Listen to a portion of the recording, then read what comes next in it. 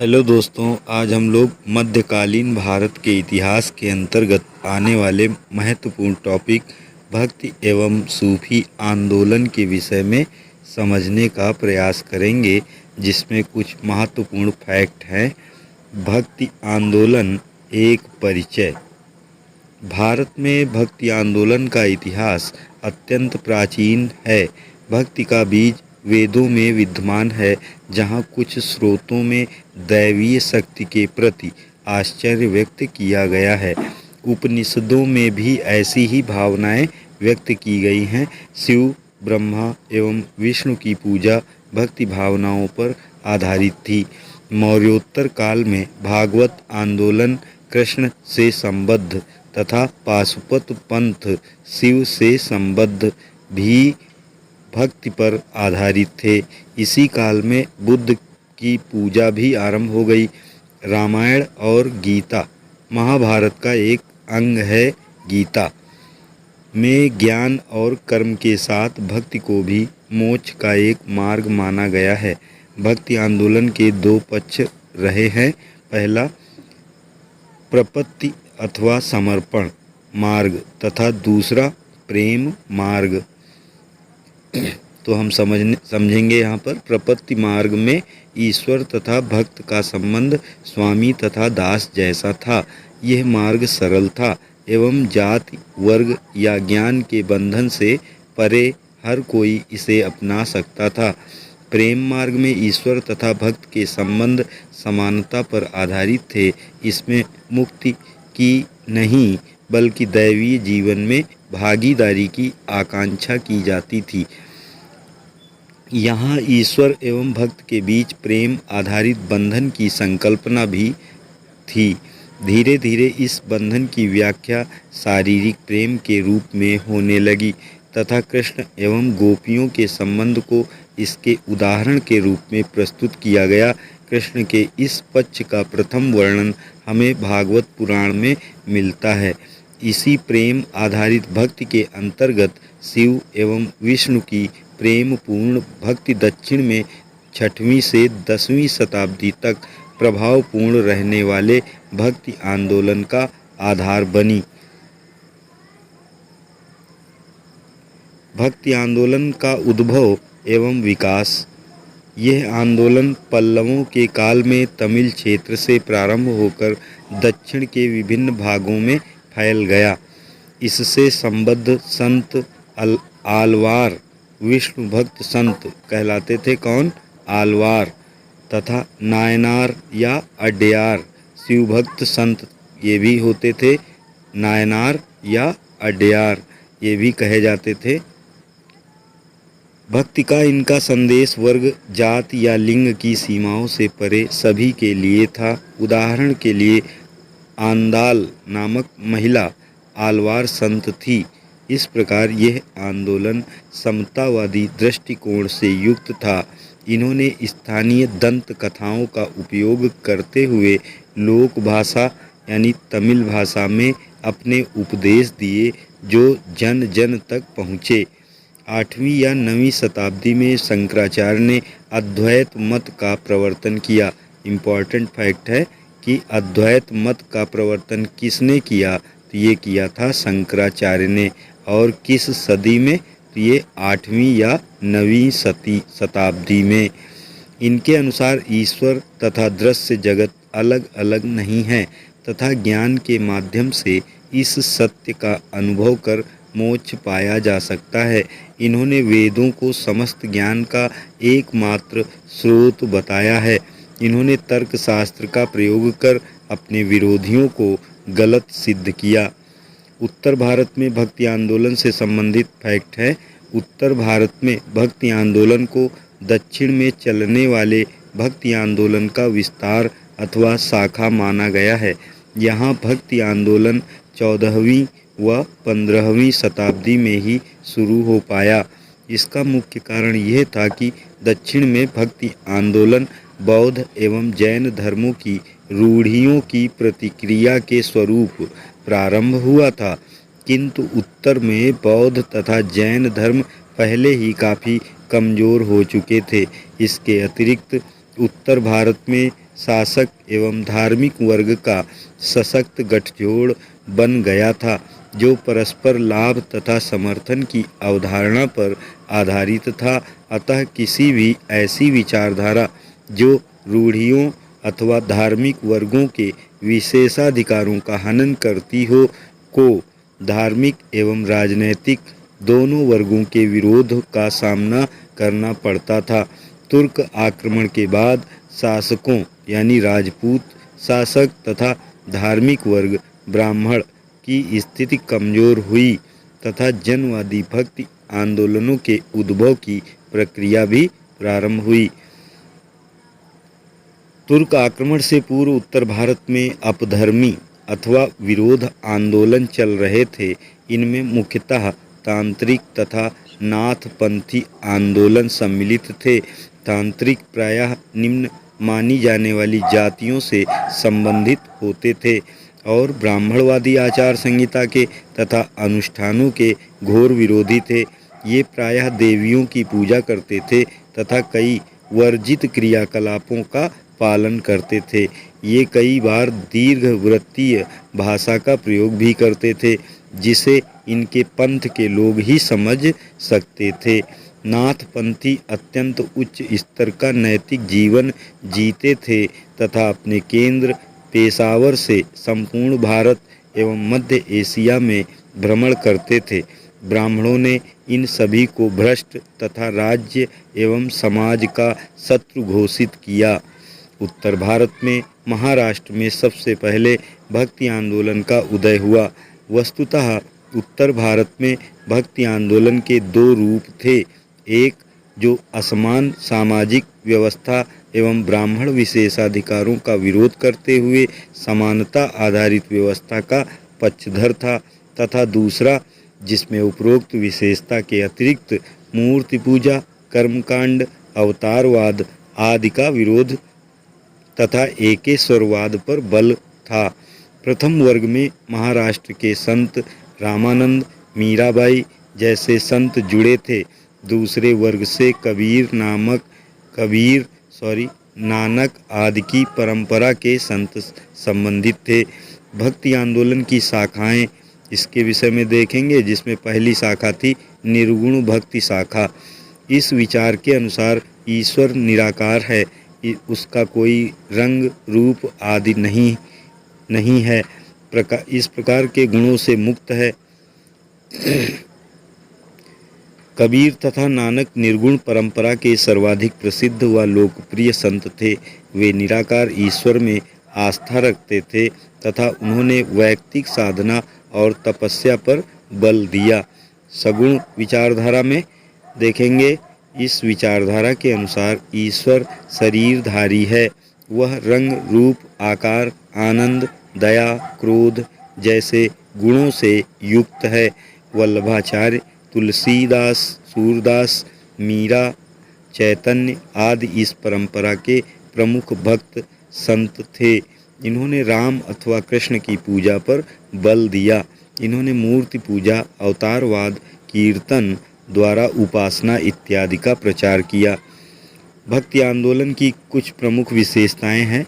ईश्वर की एकता यानी एकेश्वरवाद पर बल, भक्ति मार्ग को महत्व, आडंबरों, अंधविश्वासों तथा कर्म कांडों से दूर रहकर धार्मिक सरलता पर बल, जन साधारण की भाषा में प्रचार प्रसार, ईश्वर के प्रति आत्मसमर्पण, मानवतावादी दृष्टिकोण, समाज सुधार जिसमें अधिकांश भक्त संत धर्म सुधारक होने के साथ साथ समाज सुधारक भी थे। भक्ति आंदोलन से जुड़े प्रमुख संत थे, इसके विषय में समझने का प्रयास करेंगे। आलवार संत, इनकी संख्या 12 थी। इनमें प्रमुख थे नमनलवार मधुर कवि आंडाल कुलशेखर। नमनलवार ने विष्णु की प्रशंसा में अत्यंत भक्तिपूर्ण गीतों की रचना की। इनके 4 ग्रंथ चतुर्वेद कहलाते हैं। मधुकर कवि नमनलवार के शिष्य थे। इन्होंने गुरु भक्ति को ईश्वर भक्ति के समान बताया। कुलशेखर पहले त्रावणकोर के राजा थे। तिरुप्पन निम्न कुल से संबंधित थे। नयनार संत, इनकी संख्या 63 यानी 63 थी। किनकी? नैनार संतों की संख्या 63 थी। इन्होंने शिव भक्ति से भरे गीतों की रचना की जो देवारम नाम से संकलित है, जबकि भक्ति गीत तिरुपाडुयम या तिरुमुडई कहे जाते हैं। इन गीतों को नम्बी अंडार नम्बी ने व्यवस्थित रूप दिया। प्रमुख नैनार संत इस प्रकार हैं। तिरुनावुक्करसु अप्पर प्रारंभ में जैन थे तथा कालांतर में शैव हो गए। इनसे प्रभावित होकर पल्लव शासक महेंद्र वर्मा जैन धर्म का त्याग कर शैव हो गए। इसका उल्लेख महेंद्र वर्मा के त्रिचनापल्ली अभिलेख से भी मिलता है। तिरुज्ञान संबंदर ने पांड्य देश की प्रजा एवं शासक को शैव मत में दीक्षित किया। ये श्रेष्ठतम संत माने जाते थे। सुंदर मूर्ति ने 1 सहस्त्र भक्ति गीतों की रचना की। इस कारण इन्हें तंबिरान तोलन यानी ईश्वर का मित्र की उपाधि दी गई। मणिकवाचकर मदुरा के निकट जन्मे थे। इनके भक्ति गीत इनकी आत्मकथा तिरुवाचकम में संकलित है। शंकराचार्य 788 से 820 ईस्वी इनका समय काल रहा। 8वीं-9वीं शताब्दी के दौरान रहा। इनके गुरु का नाम गोविंदाचार्य था। इनके गुरु शंकराचार्य के गुरु का नाम क्या था? गोविंदाचार्य। इन्होंने अद्वैतवाद का प्रवर्तन किया, जिसके अनुसार ईश्वर तथा दृश्य जगत में कोई भेद नहीं है तथा मनुष्य ज्ञान के माध्यम से इस सत्य की अनुभूति कर सकता है। इन्होंने ज्ञान को मोक्ष प्राप्ति का साधन माना तथा वेदों को समस्त ज्ञान का स्रोत माना। इन्होंने तर्क शास्त्र के माध्यम से अपने विरोधियों को परास्त किया। इन्होंने वेदांत दर्शन का प्रचार करने और भारत की धार्मिक सांस्कृतिक एकता को अक्षुण्ण रखने के लिए 4 दिशाओं में 4 मठ स्थापित किए। किसने? शंकराचार्य ने। उत्तर में बद्रीनाथ ज्योतिष पीठ जो विष्णु को समर्पित है और दक्षिण में श्रृंगेरी पीठ जो शिव को समर्पित है और पूरब में पुरी में गोवर्धन पीठ उड़ीसा में जो बलभद्र एवं सुभद्रा को समर्पित है तथा पश्चिम में द्वारका में शारदा पीठ कृष्ण को समर्पित है जो कि गुजरात में है। इन्होंने ब्रह्मसूत्र भाष्य, गीता भाष्य, प्रपंच सारतंत्र, मरीखापच्चम, उपनिषद भाष्य आदि ग्रंथों की रचना की। कई बार इनके दर्शन को बौद्ध मत से महायान शाखा से प्रभावित माना जाता है तथा इसी कारण इन्हें प्रच्छन्न बौद्ध कहा गया है। अगला टॉपिक है रामानुजाचार्य के विषय में, जो कि 1017 से 1137 ईस्वी इनका समय काल था। 11वीं-12वीं सदी के दौरान अपने विचारों एवं कार्यों से एक नवीन युग की आधारशिला रखी। किसने? रामानुजाचार्य ने। इन्होंने ज्ञान मार्ग की अपेक्षा ईश्वरीय कृपा को मोक्ष के लिए अधिक आवश्यक माना। इन्होंने ईश्वर को सगुण मानते हुए भक्ति मार्ग पर बल दिया तथा भक्ति को सभी के लिए उपलब्ध बताया। इनके शिष्यों में सभी जातियों के लोग थे। इन्होंने भक्ति को वैदिक परंपरा से जोड़ा तथा भक्ति पर आधारित जन आंदोलन तथा वेद आधारित उच्च जातीय आंदोलन के बीच सेतु का काम किया।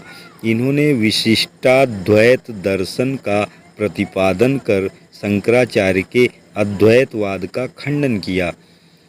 रामानुजाचार्य का कौन सा दर्शन था? विशिष्टाद्वैत दर्शन इम्पॉर्टेंट है, इसका मनन कर लीजिएगा।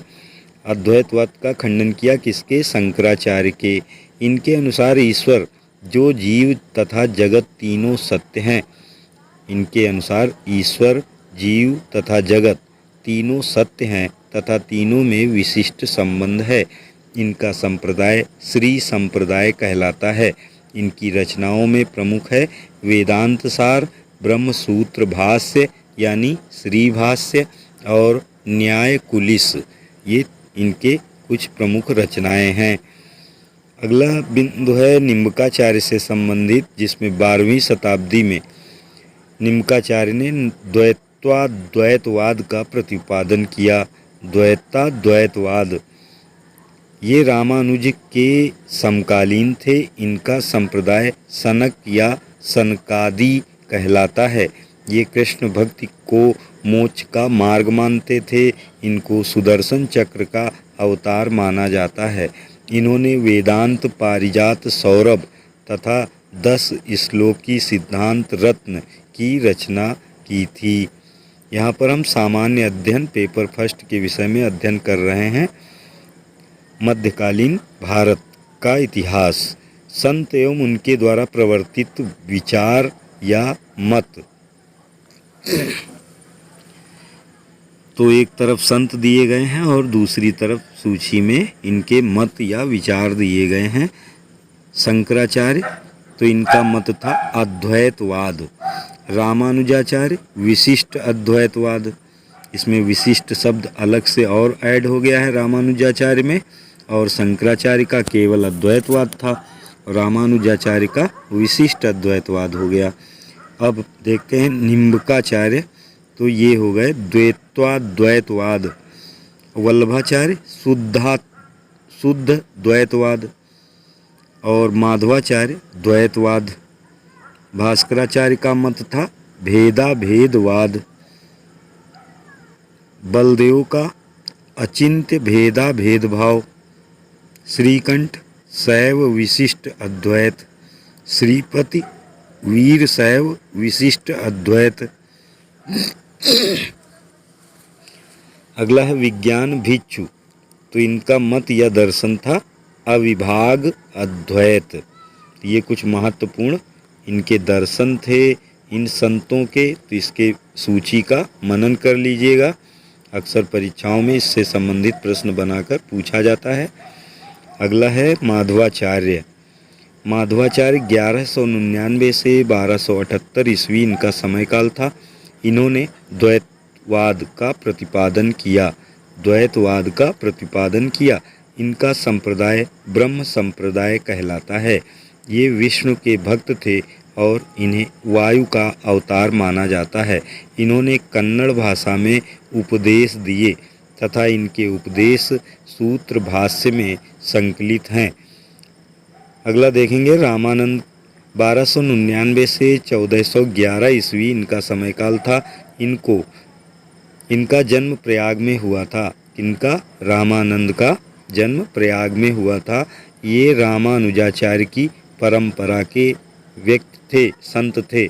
इन्होंने विष्णु अवतार राम की पूजा को लोकप्रिय बनाया।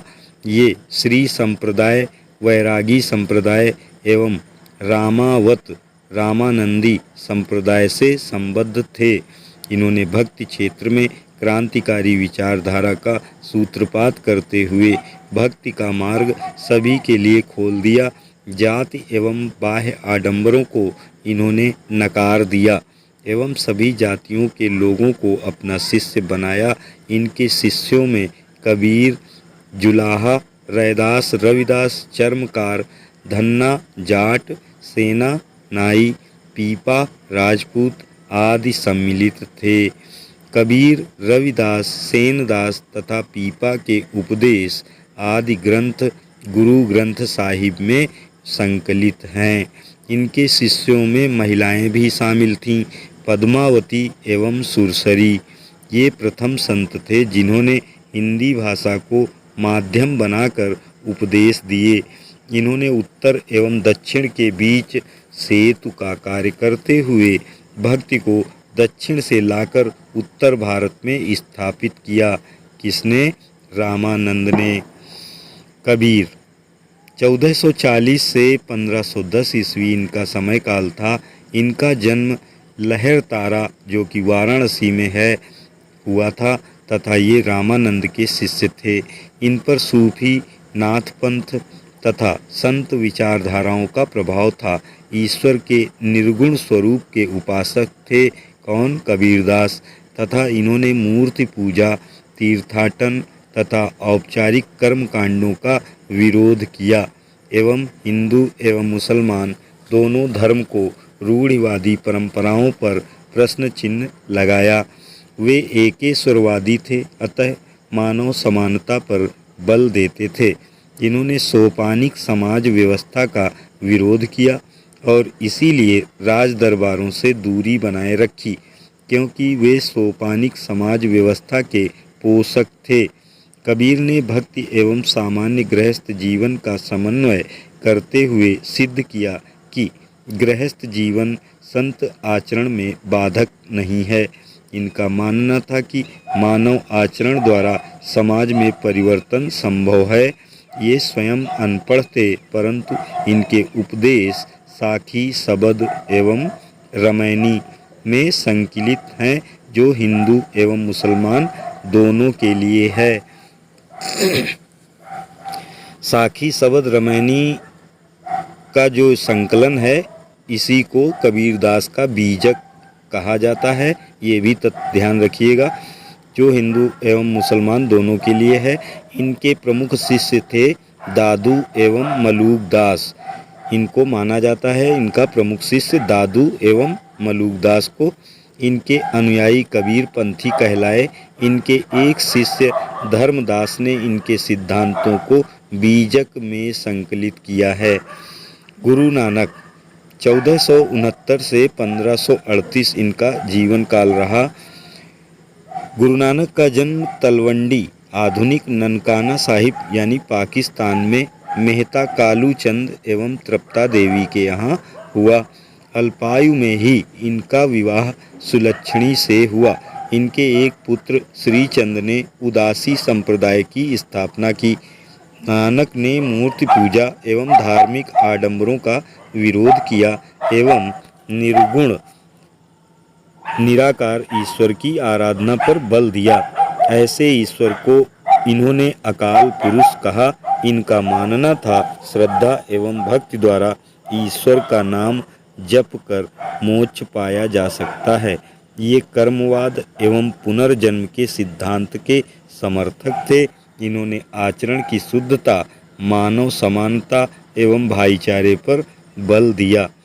यहाँ पर हम भारत का इतिहास के अंतर्गत मध्यकालीन भारत के विषय में समझने का प्रयास कर रहे हैं। सूफी संत, इन्होंने हिंदू मुस्लिम एकता पर बल दिया, जाति भेद, छुआछूत आदि का विरोध किया एवं नारी मुक्ति की दिशा में कार्य करते हुए सती प्रथा का भी विरोध किया। इन्होंने तत्कालीन शासकों को अत्याचारी बताते हुए एक ऐसे आदर्श राज्य की कल्पना की जहाँ का शासक दार्शनिक प्रवृत्ति का होगा एवं न्याय, समानता तथा नैतिकता के आदर्शों का पालन करेगा। इन पर चिश्ती संत बाबा फरीद का भी प्रभाव था। इन्होंने भेदभाव दूर करने के लिए लंगर यानी सामूहिक भोज प्रारंभ किया। ये प्रायः भजनों का गायन करते तथा इनका शिष्य मर्दाना रबाब बजाता था। रबाब क्या है? एक संगीत यंत्र है रबाब। कौन बजाता था? तो ये कबीरदास का शिष्य थे मर्दाना। इनके शिष्य सिख कहलाए। सॉरी, यहाँ पर कबीरदास के शिष्य नहीं थे, ये थे गुरु नानक देव के शिष्य मर्दाना। तो ये रबाब बजाते थे और इनके सभी शिष्य गुरु नानक देव के सिख कहलाए। यहाँ पर हम कुछ प्रमुख सिख गुरुओं के विषय में समझने का प्रयास करेंगे, जिसमें पहले हैं गुरु नानक। ये सिखों के पहले गुरु थे। इन्होंने अपने शिष्य लहना को अपना शिष्य बनाया। अंगद 1538 से 1552 ईस्वी इनका वास्तविक नाम लहना था। इन्होंने लंगर व्यवस्था को नियमित किया एवं गुरुमुखी लिपि का विकास किया। किसने? गुरु अंगद ने। गुरुमुखी लिपि का विकास किसने किया? ये गुरु अंगद देव ने किया। अगला है अमरदास। अगले गुरु हैं अमरदास। 1552 से 1574 ईस्वी इनका समय काल रहा। ये अकबर के समकालीन थे और अकबर इनसे मिलने गोइंदवाल आया था। इन्होंने उपदेशों के प्रचार प्रसार हेतु 22 गद्दियों की स्थापना की। किसने? अमरदास ने। गुरु रामदास 1574 से 1581 इनका समय काल था। अकबर ने इन्हें 500 बीघे जमीन दी, जिस पर इन्होंने रामदासपुर नामक नगर बसाया, जो बाद में आधुनिक अमृतसर कहलाया, जहां पर गोल्डन टेम्पल स्थित है और जलियांवाला बाग भी यहीं पर स्थित है। कहाँ? अमृतसर में। तो अमृतसर नगर की स्थापना किन गुरु के द्वारा की गई? ये की गई थी गुरु रामदास के द्वारा। अगले गुरु हैं अर्जुन देव। 1581 से 1606 ईस्वी इनका समय काल रहा। ये गुरु रामदास के पुत्र थे। इनके समय से गुरु पद पैतृक हो गया। इन्होंने रामदासपुर यानी अमृतसर एवं संतोषसर नामक तालाब बनवाए एवं अमृतसर तालाब के मध्य 1589 ईस्वी में हरिमंदिर साहिब का निर्माण करवाया। इसकी नींव कादरी संत मियाँ मीर ने रखी थी। इन्होंने 1604 ईस्वी में आदि ग्रंथ की रचना की।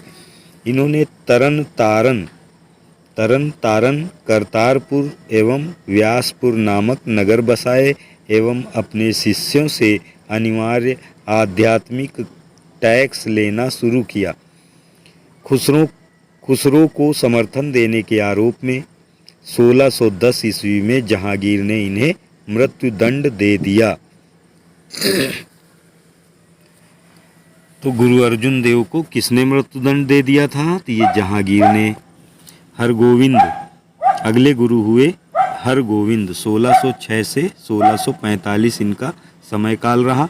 तो हरगोविंद ने सिखों के लिए सैन्य शिक्षा प्रारंभ कर उन्हें लड़ाकू जाति में परिवर्तित किया। इन्होंने अपने शिष्यों को मांसाहार की अनुमति भी दे दी। इन्होंने अमृतसर की किलेबंदी करवाकर वहां अकाल तख्त की स्थापना की। इन्होंने कश्मीर में कीरतपुर नामक नगर भी बसाया। इनको जहांगीर ने ग्वालियर में कैद रखा था। इनका शाहजहां से भी विवाद हुआ था। किनका? गुरु हरगोविंद का। अगले गुरु हुए गुरु हरराय। 1645 से 1661 इनका समय काल था। गुरु हरराय सामूगढ़ युद्ध के बाद दारा इनसे मिला। सामूगढ़ युद्ध के बाद दारा सिकोह इनसे मिला, जिससे औरंगजेब नाराज हो गया तथा इनको अपने पुत्र राम राय को उसके दरबार में भेजना पड़ा। अगले गुरु हुए हरिकिशन। 1661 से 1664 ईस्वी इनका समय काल था। गुरु हरिकिशन ये गुरु हरराय के छोटे पुत्र थे। राम राय से नाराज होने के कारण गुरु हरराय ने इनको उत्तराधिकारी बनाया था। राम राय ने देहरादून में अपनी गद्दी स्थापित की एवं उनके अनुयायी राम राई कहलाते हैं। अगले गुरु हुए गुरु तेग बहादुर। 1664 से 1675 ईस्वी इनका समय काल था। इन्होंने अमृतसर की जगह माखोवाल में गद्दी स्थापित की। इनके इस्लाम न कबूल करने के कारण औरंगजेब ने यातनाएं देकर इनकी हत्या करवा दी। गुरु तेग बहादुर की हत्या किसने करवा दी थी? ये था मुगल शासक औरंगजेब। अगले गुरु हुए गुरु गोविंद सिंह। 1675 से 1708 ईस्वी इनका समय रहा। ये 10वें और अंतिम गुरु थे। इनका जन्म पटना में हुआ था। पटना यानी बिहार में हुआ था। इन्होंने आनंदपुर नगर बसाकर वहां अपनी गद्दी स्थापित की। इनका निरंतर मुगलों से विवाद होता रहा। इन्होंने 1699 ईस्वी में खालसा पंथ की स्थापना केसगढ़ में की थी तथा अपने अनुयायियों से पंच ककार, केस, कड़ा, कंघा, कच्छा एवं कृपाण धारण करने को कहा। केस यानी बाल बढ़ाइए, कड़ा पहनिए, कंघा रखिए और कच्छा पहनिए व कृपाण को धारण करिए। ये 5 ककार ये किसने लागू किए? गुरु गोविंद सिंह ने। इन्होंने सिखों को सैन्य शक्ति बना दिया एवं युद्धों में इनके चारों पुत्र शहीद हो गए। इन्होंने आदि ग्रंथ का पुनः संकलन करवाया एवं उसे ही गुरु मानने का निर्देश दिया। यही कारण है कि आदि ग्रंथ को दसम पातशाह का ग्रंथ भी कहते हैं। इन्होंने कृष्णावतार एवं चंदी दीवर नामक ग्रंथों की भी रचना की। इनकी आत्मकथा विचित्र नाटक है। महाराष्ट्र में नांदेड़ में अजीम खान ने इनको चाकू मारकर घायल कर दिया तथा 1705 ईस्वी में इनकी मृत्यु हो गई।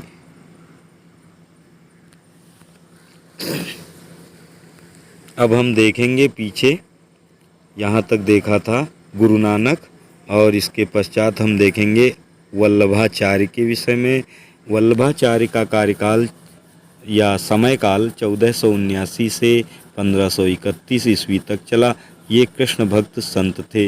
इन्होंने पुष्टि मार्ग का प्रवर्तन किया। यहाँ पुष्टि का संबंध पोषण से है। पोषण यानी ईश्वर का अनुग्रह। इन पर विष्णु स्वामी के रुद्र संप्रदाय का प्रभाव था। इनका दर्शन शुद्ध अद्वैतवाद कहलाता है। कृष्णदेवराय के काल में विजयनगर राज्य में इन्होंने वैष्णव संप्रदाय की प्रतिष्ठा स्थापित की एवं इन्हें जगत गुरु महाप्रभु श्री मदाचार्य की उपाधि मिली। इन्होंने पूर्व मीमांसा, भाष्य सुबोधिनी एवं सिद्धांत रहस्य नामक ग्रंथों की रचना की। इनके पुत्र विट्ठल नाथ ने कृष्ण भक्ति को समर्पित 8 कवियों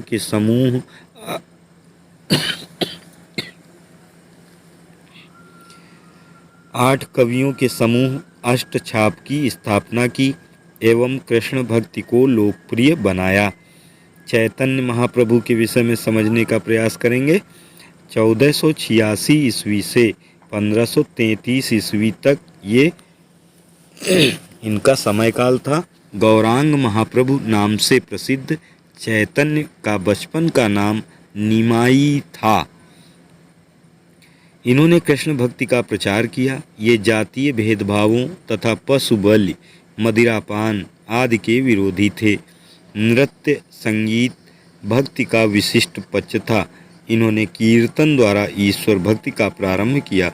इनका अधिकांश समय गया एवं पुरी जो कि उड़ीसा में है और गया बिहार में है, तो गया एवं पुरी में बीता इनका अधिकांश समय। इन्होंने वृंदावन में राधा कृष्ण की भक्ति को आध्यात्मिक रूप दिया तथा वृंदावन को तीर्थ स्थल के रूप में विकसित किया। किसने? चैतन्य महाप्रभु ने।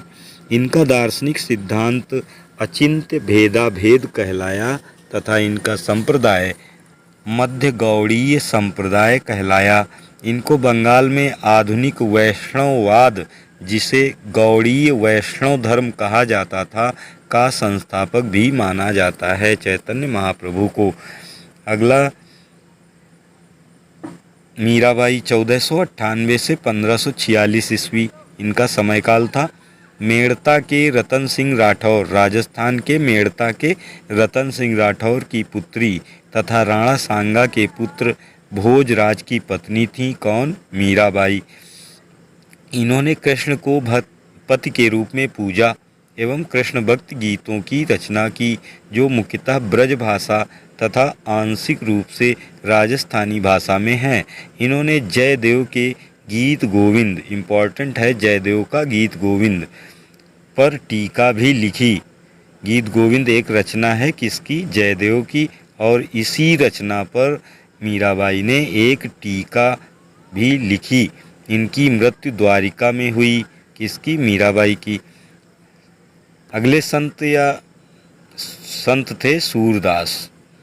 1478 से 1583 इनका समयकाल था। इनका जन्म रुनकता ग्राम में हुआ तथा ये वल्लभाचार्य के शिष्य थे।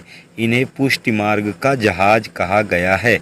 इनकी प्रमुख रचनाएं हैं सूरसागर, सूरसारावली तथा साहित्य लहरी। ये अकबर के समकालीन थे। कौन? सूरदास।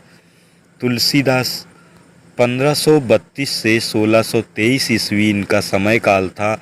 इनका जन्म राजापुर, बांदा, उत्तर प्रदेश में पिता आत्माराम दुबे एवं माता तुलसी के यहाँ हुआ। इनकी पत्नी का नाम रत्नावली था। ये रामानंद की परंपरा के संत थे। इनके गुरु का नाम नरहरिदास था। इन्होंने राम को पर ब्रह्म परमात्मा मानकर अवधी भाषा में रामचरितमानस नामक ग्रंथ की रचना की, जो लोकप्रियता के मामले में विश्व में अद्वितीय है। इनको वैष्णव एवं शैव धर्मों के बीच समन्वय स्थापित करने का श्रेय है। इनकी अन्य रचनाएं हैं गीतावली, कवितावली, रामलला नहछू, विनय पत्रिका आदि। ये अकबर के समकालीन थे। सूरदास व तुलसीदास अकबर के समकालीन थे। रैदास, जिनको संत रविदास भी कहते हैं, ये काशी में रहते थे तथा कबीर के शिष्य थे। कबीर इनको संतों का संत कहते थे। इन्होंने ईश्वर के प्रति आत्मसमर्पण का प्रचार किया। इनके अनुयायियों ने रैदासी संप्रदाय स्थापित किया। किसके अनुयायियों ने? संत रविदास के या संत रैदास के। संत एवं उनके संप्रदायों के विषय में समझने का प्रयास करेंगे, जिसमें एक सूची में पहले संत दिए गए हैं और उनके संप्रदाय। रामानुजाचार्य, तो ये इनका संप्रदाय था श्री संप्रदाय। माधवाचार्य का ब्रह्म संप्रदाय। वल्लभाचार्य का रुद्र संप्रदाय था। संत लाल दास का लाल पंथ संप्रदाय था। गोविंद प्रभु का महानुभाव पंथ संप्रदाय था। एकनाथ, तुकाराम व ज्ञानेश्वर, इनका संप्रदाय था वरकरी संप्रदाय। अगले संत थे रामदास बोध, तो इनका संप्रदाय था धरकरी संप्रदाय। माधवाचार्य हरियाली संप्रदाय। शंकरदेव महापुरुषीय संप्रदाय। निम्बार्क या निम्बार्काचार्य, तो इनका संप्रदाय था सनक संप्रदाय। स्वामी हरिदास, इनका संप्रदाय था सुखी संप्रदाय। और जगजीवन साहब, तो ये संप्रदाय था इनका सतनामी संप्रदाय। चंडीदास बाउल संप्रदाय था। पुरंदरदास दासकूट संप्रदाय था इनका। नित्यानंद गोस्वामी, इनका संप्रदाय था चैतन्य पंथ संप्रदाय। गुरु नानक जी का संप्रदाय था सिख संप्रदाय। दादू दयाल का था दादू पंथ एवं निपख संप्रदाय। निपख संप्रदाय या दादू पंथ संप्रदाय दादू दयाल का। हित हरवंश जो संत थे, हित हरवंश, इनका संप्रदाय था राधा बल्लभ संप्रदाय।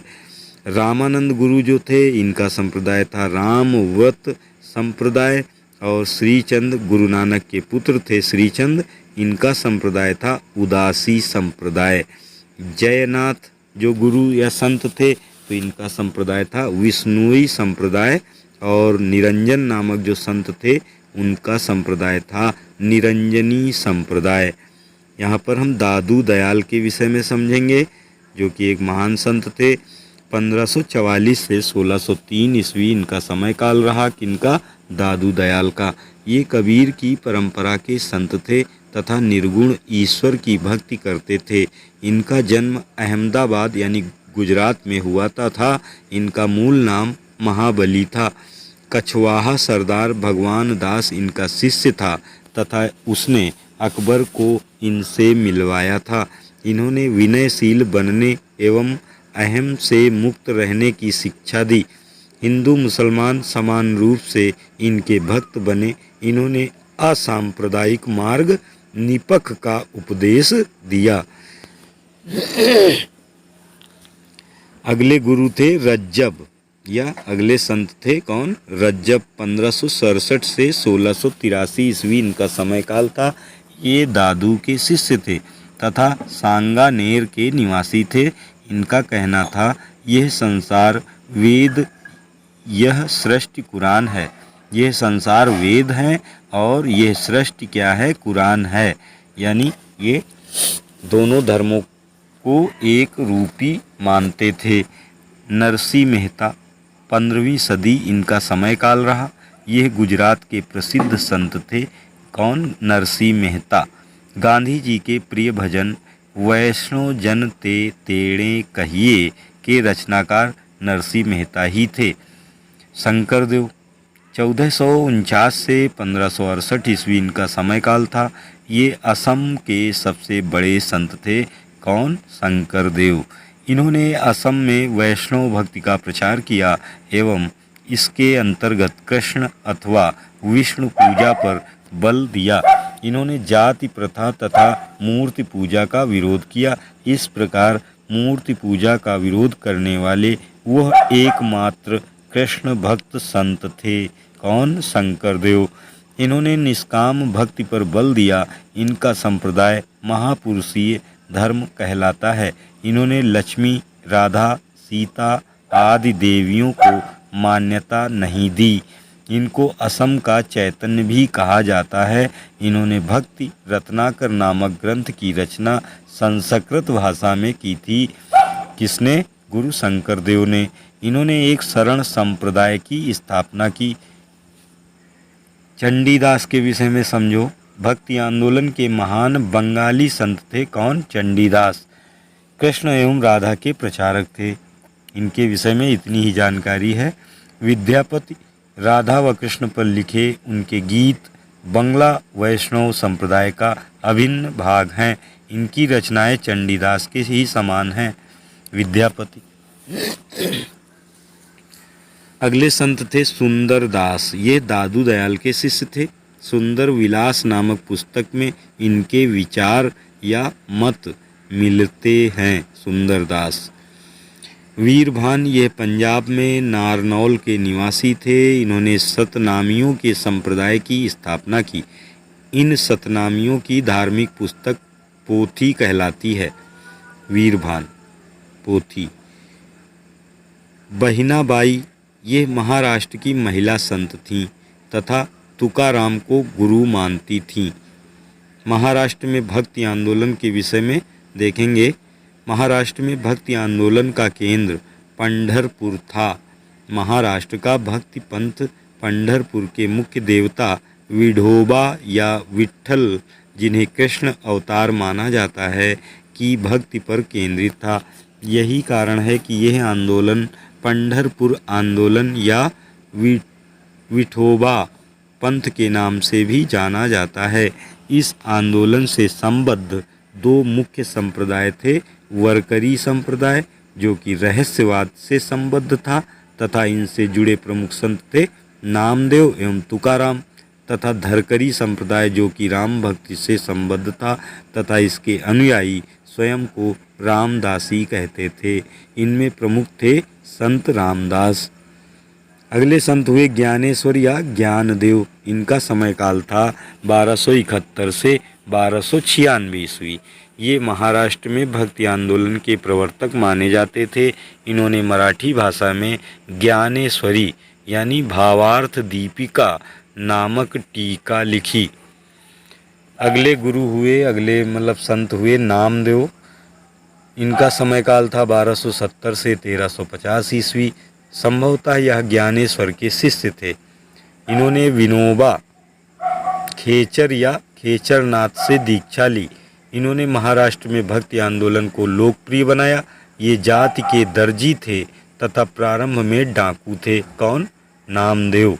संत नामदेव। इन्होंने ब्राह्मणों को चुनौती दी तथा जाति प्रथा, मूर्ति पूजा तथा आडंबरों का विरोध किया। प्रारंभ में ये सगुणोपासक थे एवं मुख्यतः ब्रज भाषा में पदों की रचना की। कालांतर में ये निर्गुणोपासक हो गए तथा नाथ पंथियों की खड़ी बोली या सदुक्कड़ी भाषा में पद रचे। इनके भक्तिपरक मराठी गीत अभंगों के रूप में संकलित हैं। इनके कुछ पद गुरु ग्रंथ साहिब में भी संकलित किए गए हैं गुरु नामदेव के। अगले गुरु थे या संत थे एकनाथ। 1533 से 1599 ईस्वी तक ये इनका समय काल था संत एकनाथ जी का। तो ये गृहस्थ एवं भक्तिमय जीवन बिताने वाले ब्राह्मण थे। रामायण तथा भक्ति पुराण के 11वें भाग पर टीकाएं लिखी। उनके नैतिकता आधारित भजन आज भी घर घर में गाए जाते हैं। तुकाराम 1598 से 1650 ईस्वी इनका समय काल था। ये शिवाजी के समकालीन थे। कौन शिवाजी? छत्रपति साहू जी, छत्रपति शिवाजी महाराज के समकालीन थे। इनका जन्म एक शूद्र परिवार में हुआ था। इनके उपदेशों ने महाराष्ट्र में भक्ति आंदोलन को एक निश्चित स्वरूप दिया और पंढरपुर महाराष्ट्र के वैष्णव आंदोलन का गढ़ बन गया। यद्यपि शिवाजी इनके प्रति बहुत श्रद्धा रखते थे, परंतु इन्होंने शिवाजी की दी हुई भेंट उपहार अस्वीकार कर दी। इनके उपदेश अभंग के रूप में संकलित हैं। गुरु रामदास 1608 से 1681 ईस्वी इनका समय काल था। इन्होंने परमार्थ संप्रदाय की स्थापना की। ये शिवाजी के समकालीन थे तथा शिवाजी पर इनका अच्छा प्रभाव था। इन्होंने 10 बोध नामक ग्रंथ की रचना की। उन्होंने कर्म योग पर जोर दिया गुरु रामदास ने। अब हम यहाँ पर भक्ति आंदोलन का प्रभाव से संबंधित कुछ महत्वपूर्ण फैक्ट देखेंगे। भक्ति आंदोलन के कारण प्रांतीय भाषाओं और साहित्य का विकास हुआ। हिंदू मुस्लिमों के मध्य प्रेम भाव उत्पन्न हुआ तथा वैर भाव कम हो गया। लोगों में धर्म के प्रति सहिष्णुता की भावना उत्पन्न हुई। सामाजिक कुरीतियाँ एवं अंधविश्वासों में भी कमी आई भक्ति आंदोलन के समय। अब हम सूफी आंदोलन के विषय में समझेंगे। इसमें इस्लामिक विचारधारा में रहस्यवादी व्यक्ति को सूफी कहा गया है। सूफी मत की दूसरी विशेषता ईश्वर के प्रति गहन प्रेम की भावना है। सूफीवाद के अनुसार मनुष्य ईश्वर की प्रेम पूर्ण भक्ति के माध्यम से ईश्वर के साथ एकाकार हो सकता था। सूफी शब्द उत्पत्ति सूफ अथवा सफ़ा शब्द से मानी जाती है। अरबी भाषा में सूफ का अर्थ है ऊन। प्रारंभिक सूफी ऊनी वस्त्र पहनते थे। सफ़ा का अर्थ है पवित्रता। सूफी मत का उदय इस्लाम के प्रारंभ से ही माना जाता है। प्रारंभिक सूफियों में महिला सन्यासी राबिया प्रसिद्ध हैं। इनका समय काल था 8वीं सदी में। इनकी मृत्यु हुई थी 8वीं सदी में राबिया की। ये पहली सूफी महिला थीं, सूफी संत महिला थीं। कौन? राबिया। जुन्नू मिस्री ने ईश्वर के साथ रहस्यवादी मिलन की संकल्पना प्रस्तुत की और उन्हें विधर्मिता का दोषी माना गया। मंसूर बिन हल्लाज को ऐसे ही विचारों के कारण मृत्युदंड दिया गया 10वीं सदी में, क्योंकि उन्होंने अनल हक मैं ही सत्य ईश्वर हूँ की घोषणा की थी। किसने? मंसूर बिन हल्लाज ने। अल गजाली 1112 ईस्वी में मृत्यु हुई इनकी। इन्होंने इस्लामी रूढ़िवाद एवं रहस्यवाद का समन्वय करने का प्रयास किया। किसने? अल गजाली ने। चिश्ती सिलसिला, इसके विषय में समझेंगे। चिश्ती सूफी अपनी सादगी, उदारता एवं निस्वार्थ भाव से जन सेवा करने के लिए जाने जाते हैं। ये सरकारी धन सेवा आदि से दूर रहकर गरीबी एवं अभावपूर्ण जीवन जीने की वकालत करते हैं। साथ ही ये आध्यात्मिक उन्नति के लिए इंद्रिय नियंत्रण, योग, प्राणायाम, सांस रोकना करने एवं चरित्र भ्रष्ट स्त्रियों से दूरी रखने की वकालत करते थे। चिश्ती संत संगीत को महत्व देते थे तथा समा का आयोजन करते थे तथा समा में हिंदवी का प्रयोग करते थे। साथ ही इन्होंने अनेक भारतीय परंपराएं अपना ली थीं। ये प्रायः हिंदू एवं जैन योगियों से संपर्क रखते थे तथा धर्म परिवर्तन को लेकर इनका दृष्टिकोण उदार था। यह सिलसिला भारत में सर्वाधिक लोकप्रिय हुआ। अब हम देखेंगे मोइनुद्दीन चिश्ती के विषय में। ये भी एक सूफी संत थे। भारत में चिश्ती सिलसिले की स्थापना मोइनुद्दीन चिश्ती, ख्वाजा मोइनुद्दीन चिश्ती, जिनका समय काल था 1146 से 1236 ईस्वी। तो ख्वाजा मोइनुद्दीन चिश्ती ने की थी किसकी स्थापना? चिश्ती सिलसिले की स्थापना। ये मोहम्मद गोरी के साथ भारत आए। आम मान्यता यह है कि पृथ्वीराज चौहान तृतीय ने मोइनुद्दीन चिश्ती पर अत्याचार करने की कोशिश की तथा उन्होंने चमत्कार दिखाते हुए अपने कई विरोधियों को अपना शिष्य बना लिया। लेकिन आधुनिक शोध बताते हैं कि मोइनुद्दीन चिश्ती 1206 ईस्वी में ही अजमेर जा पाए, जब वहां तुर्क आधिपत्य प्रभावी हो चुका था एवं बलात् धर्मांतरित मुसलमानों की संख्या काफ़ी हो चुकी थी। मुहम्मद तुगलक अजमेर स्थित ख्वाजा मोइनुद्दीन चिश्ती की मज़ार पर जाने वाला पहला सुल्तान था। कौन? मुहम्मद तुगलक। मालवा के शासक महमूद खिलजी ने इनके मकबरे पर गुंबद बनवाया, परंतु ख्वाजा की ख्याति अकबर के काल में बढ़नी शुरू हुई। अकबर इनके प्रति अत्यधिक श्रद्धाभाव रखता था एवं उसने 2 बार इनकी दरगाह पर जियारत की थी। सूफी शब्दावली के विषय में समझें। ईश्वरीय मिलन हेतु सालिक या साधक को विभिन्न मकामात अवस्थाएं पार करनी होती हैं, जो इस प्रकार हैं। उबूदियत, ये पहला मकाम है, ये मनुष्यत्व की अवस्था है। शरीयत, इसमें सालिक इस्लामी नियमों नमाज रोज़ा आदि का पालन करना है।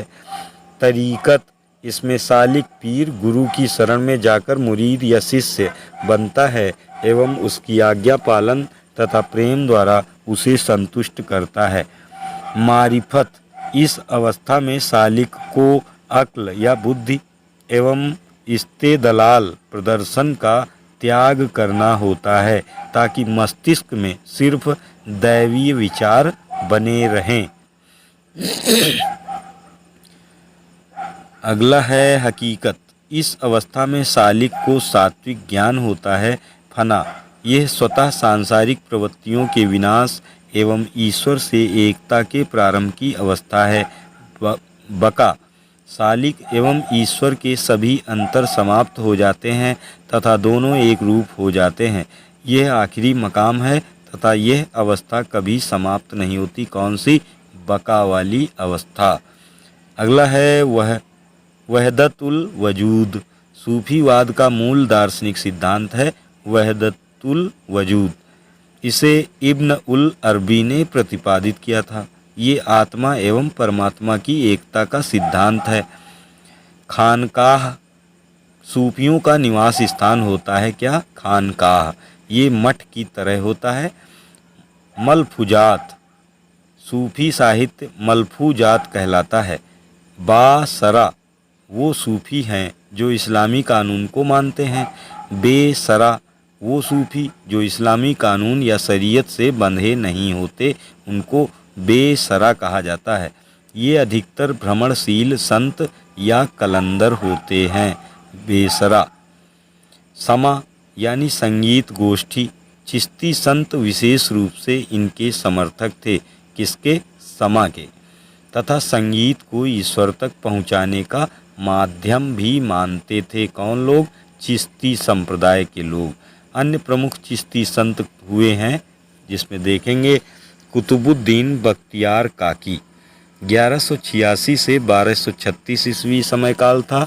इन्होंने रूढ़िवादी उल्मा एवं सुहरावर्दी सूफियों की चुनौती का सामना करते हुए चिश्ती सिलसिले को दिल्ली का प्रमुख सिलसिला बना दिया।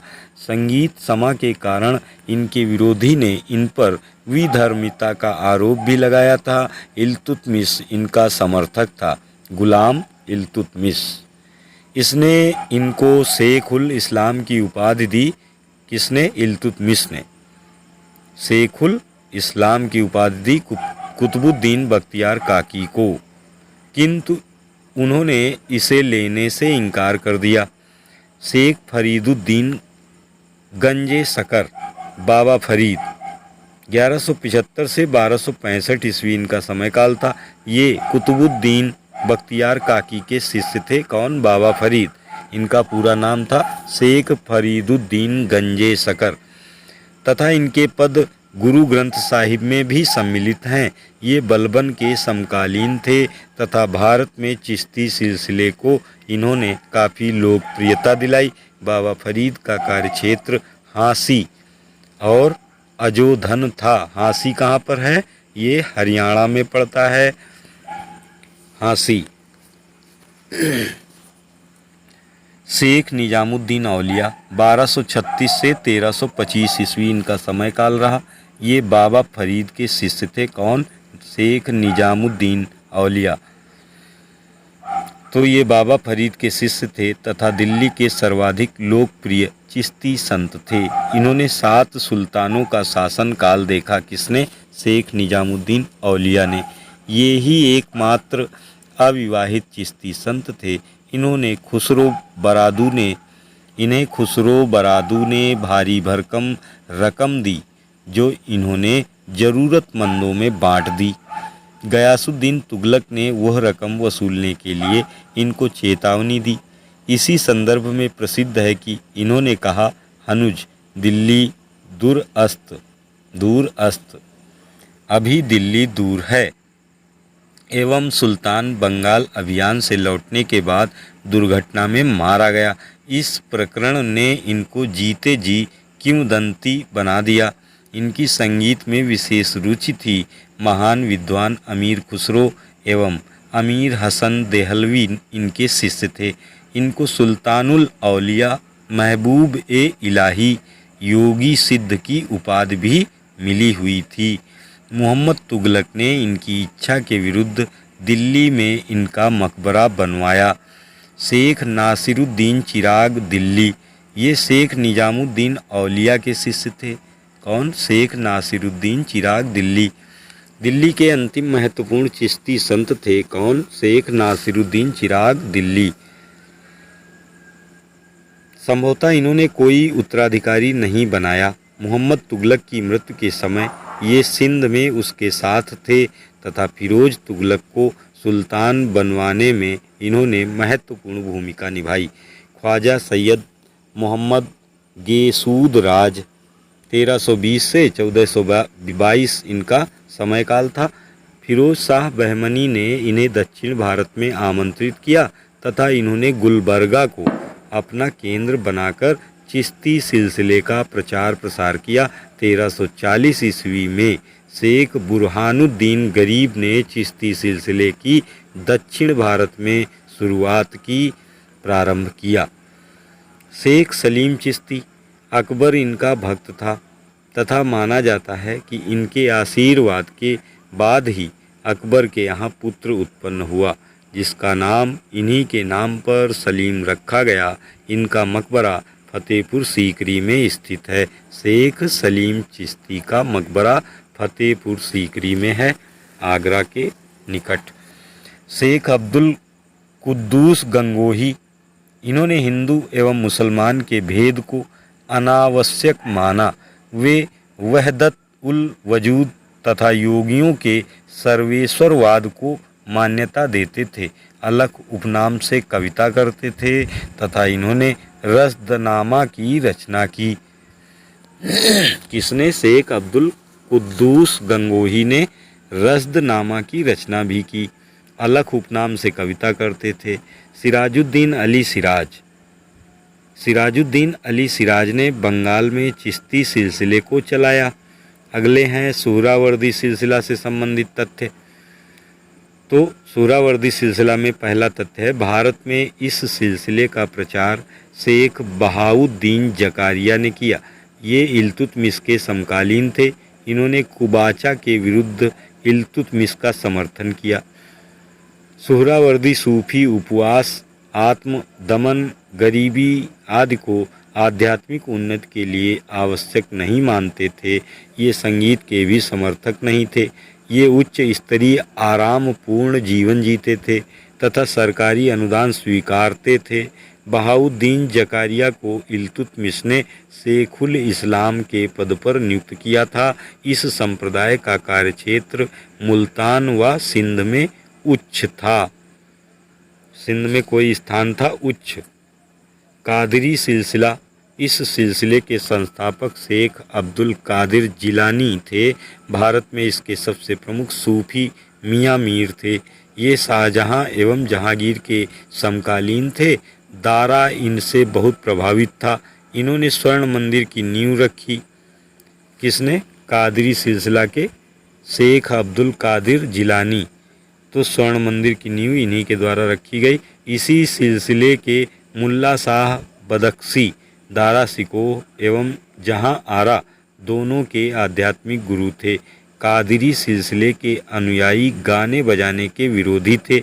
वे हरे रंग की पगड़ी बांधते थे। यह सिलसिला उच्च आगरा तक विस्तृत था। अगला सिलसिला था नक्शबंदी सिलसिला। इस सिलसिले की स्थापना ख्वाजा अब्दुल्ला ने की।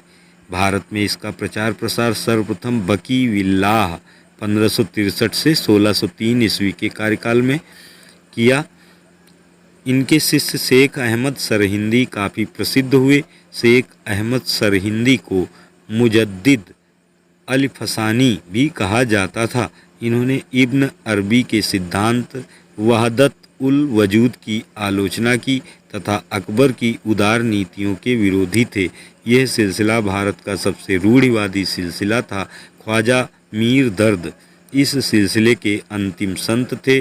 शाह वली उल्लाह 1702 से 1762 ईस्वी ने वहदत उल वजूद व वहदत उल सहूद के सिद्धांतों को मिलाने का प्रयत्न किया। ऋषि आंदोलन कश्मीर में शेख नूरुद्दीन द्वारा प्रवर्तित हुआ। ये स्वयं को ऋषि कहलवाना पसंद करते थे। कौन? शेख नूरुद्दीन। सैयद मुर्तज़ा ने योग कलंदर की रचना की, जिससे योग एवं कलंदरिया शाखा में समानता की स्थापना की गई थी। अब्दुल वाहिद बिलग्रामी ने गोपी, मुरली, कृष्ण, राधा आदि शब्दों का प्रयोग इस्लामी पर्याय के लिए किया। फिरदौसी सिलसिला सुहरावर्दी सिलसिले की ही एक शाखा थी, जिसका कार्यक्षेत्र बिहार था। इसके संस्थापक बहरुद्दीन थे। इस सिलसिले को शेख शरीफुद्दीन याहिया ने लोकप्रिय बनाया। सिलसिला इधर दिया गया है एक तरफ, और दूसरी तरफ कुछ संस्थापक इससे संबंधित दिए गए हैं, तो इस पे आप ध्यान दीजिएगा। चिश्ती सिलसिला, इसके संस्थापक थे ख्वाजा शेख मोइनुद्दीन चिश्ती, अजमेर में। सुहरावर्दी सिलसिला बहाउद्दीन जकारिया, इसके संस्थापक थे, भारत में ही है सुहरावर्दी सिलसिला। कादरी सिलसिला शेख अब्दुल कादिर जिलानी इस सिलसिले के संस्थापक थे। नक्शबंदी सिलसिला ख्वाजा बाकी विल्लाह इसके संस्थापक थे। महदवी सिलसिला सैयद मोहम्मद माधी इसके संस्थापक थे। और रोशनिया संप्रदाय सिलसिला के संस्थापक थे मियाँ बयाजिद अंसारी। कलंदरी सिलसिला के संस्थापक नजीमुद्दीन कलंदर। मदारी सिलसिला के संस्थापक शाह मदार थे। अगला प्रश्न है, शेख निजामुद्दीन औलिया से संबंधित कथनों पर विचार कीजिए। शेख निजामुद्दीन औलिया का जन्म बदायूं में हुआ था। वे शेख फरीद के शिष्य थे। और तीसरा बिंदु है, उनको महबूब ए इलाही तथा सुल्तान उल औलिया कहा जाता था। उपरोक्त कथनों में से कौन सा कथन सत्य है, ये हमें बताना है। तो इसका प्रश्न का उत्तर है पहले का डी। तो इसमें विकल्प हो जाएगा ऑप्शन डी। पहला, दूसरा, तीसरा, ये तीनों बिंदु यहाँ पर शेख निजामुद्दीन औलिया से संबंधित हैं और सही दिए गए हैं। तो इसको आप देख लीजिएगा। दूसरा प्रश्न है, निम्नलिखित में से कौन सा एक कथन सही नहीं है? चैतन्य वल्लभाचार्य के समकालीन थे, या दादू दयाल ने दिवंगत संतों की समाधि स्थल पर पूजा करने की पद्धति का प्रारंभ किया, या फिर तुकाराम शिवाजी के समकालीन थे, अथवा वल्लभाचार्य द्वारा प्रयाश्चित, आत्म संताप एवं संसार त्याग की प्रथाओं का अनुमोदन किया? तो प्रश्न संख्या 2 में सही उत्तर हो जाएगा ऑप्शन बी। निम्नलिखित में से कौन सा एक कथन सही नहीं है? ये सही नहीं है ऑप्शन बी। दादू दयाल ने दिवंगत संतों की समाधि स्थल पर पूजा करने की पद्धति का प्रारंभ किया, तो ये कथन यहाँ पर सही नहीं दिया गया है। शेष कथन सभी सही हैं कि चैतन्य वल्लभाचार्य के समकालीन थे, तो ये सत्य हो जाएगा। और तुकाराम शिवाजी के समकालीन थे, ये भी कथन सही है। और वल्लभाचार्य द्वारा प्रयाश्चित, आत्म संताप एवं संसार त्याग की प्रथाओं का अनुमोदन किया गया, तो ये भी कथन यहाँ पर सही है।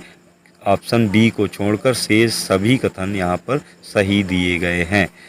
सुमेलित कीजिए से संबंधित है अद्वैतवाद, विशिष्टाद्वैतवाद, द्वैतवाद और द्वैताद्वैतवाद।